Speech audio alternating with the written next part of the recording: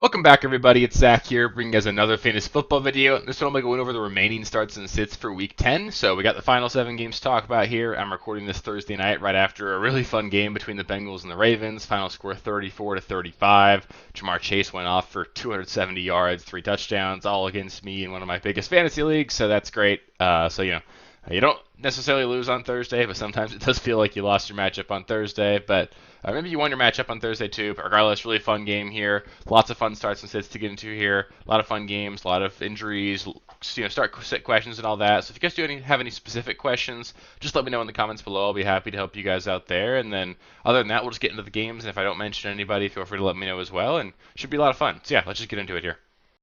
Starting things off here, we'll go with the Vikings at the Jaguars. Should really be a great setup here for every single Viking. The Jaguars are one of, if not the worst defenses in the entire NFL right now. Makes Sam Darnold a really awesome streaming option. Love him this week. Aaron Jones, Justin Jefferson, both those guys need to be in your lineups for sure. And then TJ Hawkinson, Jordan Addison, both feel like really solid starts as well. I could see worlds where you're not starting both of them, just because like with Hawkinson, you've had another tight end option. Maybe you've got Otton or something. Maybe Otton's probably the clearest example I've seen people have, but maybe you've got another tight end, so you don't need Hawkinson. You could potentially consider not playing him, but really great setup here for him against the Jaguars. And then Addison, probably a top 24 wide receiver for me this week, so I'd probably be playing him, but again, if you're loaded at wide receiver, you don't have to. The Jaguars, a little bit tougher here. We got Trevor Lawrence, unlikely to play this week with a shoulder injury.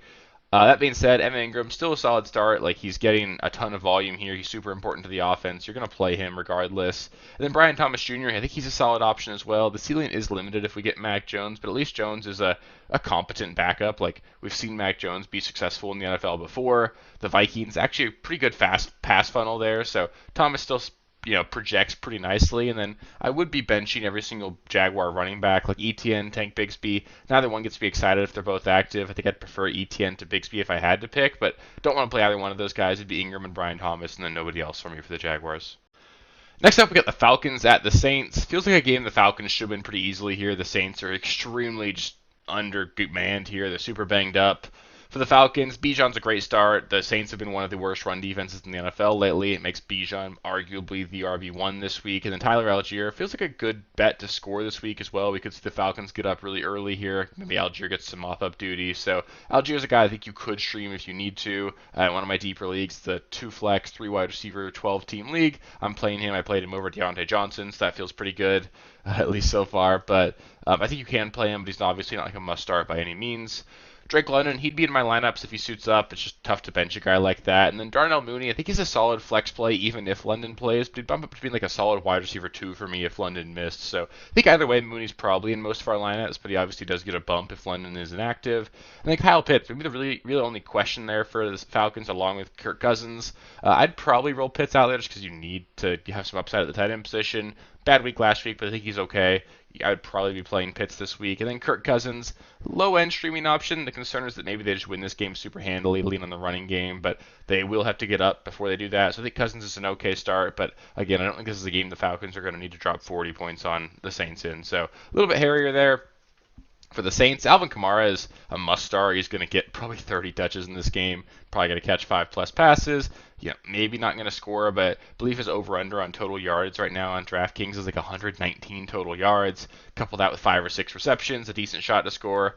Pretty safe bet for 20 PPR fantasy points this week. So you're playing Kamara for sure. And then Taysom Hill, he's in play. Tight end, if you can play him there. You're hoping he scores a touchdown, hoping he catches a pass or two. He could effectively be the wide receiver 1 and running back 2 for this team. So I think you can play Taysom Hill as a guy that's just a solid tight end. Probably a tight end 1 this week. So probably should be in lineups in most leagues right now. Next, we got the Titans at the Chargers. For the Titans, Tony Pollard probably should be in lineups here, but as a low-end running back too, Spears should be back this week, so I think maybe the stranglehold on the backfield here goes away just a little bit. Pollard's looked really great, though. I wouldn't go away from him, but again, just the Titans aren't a team that are going to score a lot. Not a great matchup. The Chargers are a pretty good run defense, so I don't love the setup here for Pollard, but should have enough volume that you're probably just playing him. Calvin Ridley, decent flex option. It's easier to throw on the Chargers than it is to run on them, so I think you could potentially play Ridley here, but we might get Will Levis back, throws in some uncertainty there. Ridley's just sort of like a boom-bust flex play for me. Other than that, though, nobody else for the Titans. On the Chargers side of the ball, J.K. Dobbins should be in lineups. This is a game the Chargers should win pretty easily. Hopefully Dobbins gets some mop-up duty like last week where he scored twice. Ladd McConkey, solid flex play here. Titans secondary is pretty good, especially with L'Jarius Sneed out there on the outside, but he's not going to move inside with Ladd. So Ladd should be of the receivers here the best option in terms of like just reliable floor there. So I think Ladd's a solid flex play, especially in full PPR. Quentin Johnston, he's a dart throw. You're hoping for a big play. I'd be worried he might get the L'Jarius Sheed shadow here. So we'll see what happens there, but I don't think I'd be looking to play Quentin Johnston. And then Justin Herbert, probably on benches for me this week. Just this should be a game that the Chargers win pretty handily. They have been airing it out a little bit more lately, and Herbert's obviously a really talented quarterback. But in this matchup with this over-under, I'd prefer to keep him on my bench if I could. Next, we got the Jets at the Cardinals. For the Jets, Breece Hall, Garrett Wilson, Devontae Adams, all three of those guys need to be in lineups for you guys, and it's really nobody else. Like Tyler Conklin's a desperation tight end option. I don't want to stream Aaron Rodgers, really. He'd be like a really low-end option. There's just way too many good streams this week for me to really look at him, and I just don't want to go there. So it's those three and nobody else for the Jets. For the Cardinals, James Conner should be in lineups. You can run on the Jets. You can't really throw on them very effectively, but Conner's a great player, has played really well so far this season, so you're playing James Conner. Trey McBride also in. Again, not a great matchup here, so I don't expect this to be a ceiling game for McBride, but the tight end position is so brutal. He's been so consistent. You're playing McBride. Kyler, though, probably sitting him. I mentioned it earlier this week, but I've got Russ and Kyler in one of my leagues. I'm going to start Russ over Kyler this week, so if that gives you some context, I really don't expect Kyler to go out there and have a big game here.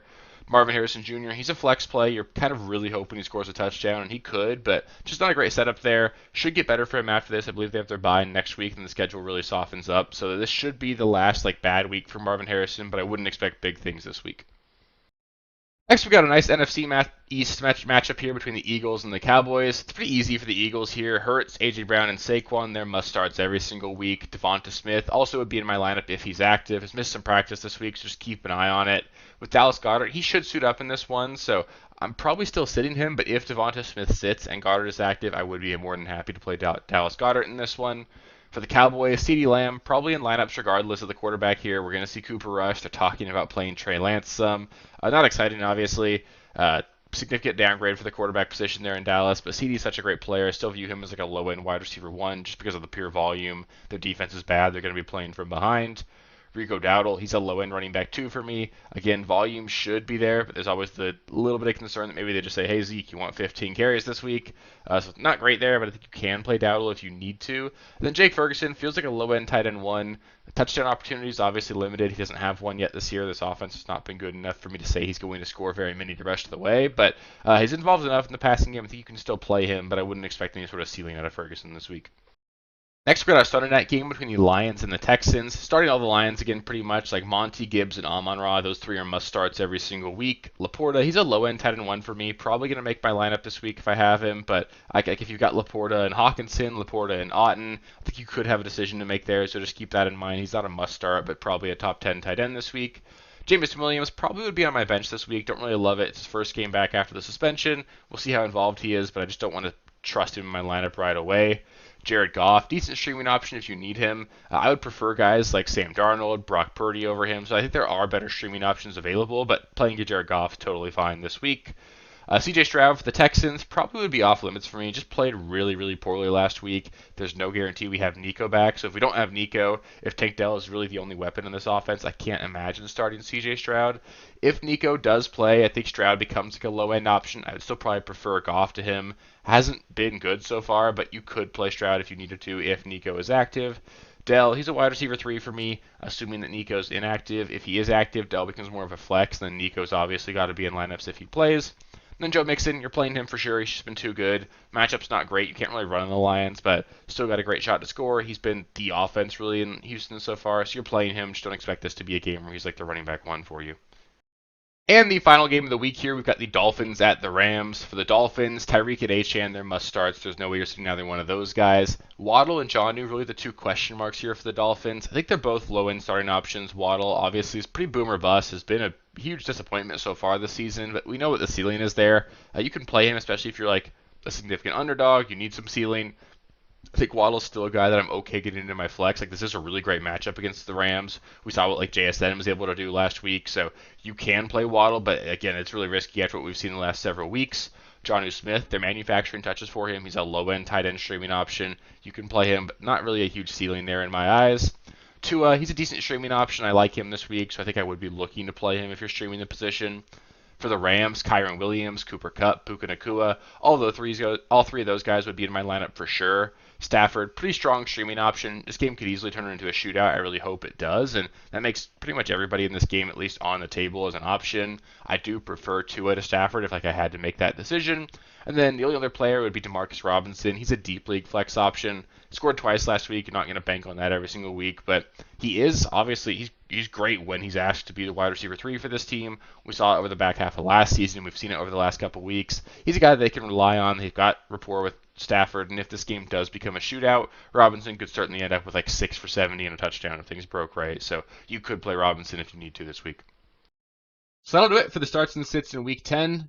Sunday live stream, TBD on that one. I'll be traveling to go to see the Steelers-Commanders game, so it might be tough for me to have that one. I'll make an announcement if I'm going to be able to do it, so stay tuned for that. If not, you guys will get the recap video the following day, going over the risers and fallers and injuries and everything from that with this week, along with let's talk about waivers, starts and sits, trade content, and all that every single week. So make sure to subscribe to the channel if you don't want to miss any of the future content, assuming you're new here. If you made it this far in the video, just give it a thumbs up. It helps me out quite a bit. And if you guys do have any specific start-sit questions, just let me know in the comments. I'm sure I'll get back to you before the games kick off and get you ready to roll for Week 10. So yeah, appreciate you guys. Good luck this week, and I'll catch you guys for the next one. Peace. Thank you guys for watching. If you haven't already, please be sure to subscribe to the channel, like the video, check out these other videos here if you haven't. If you want more content, please feel free to follow me on Twitter @RealSteelFFB. I'll be more active on there as the season goes on. Thanks. Catch you later.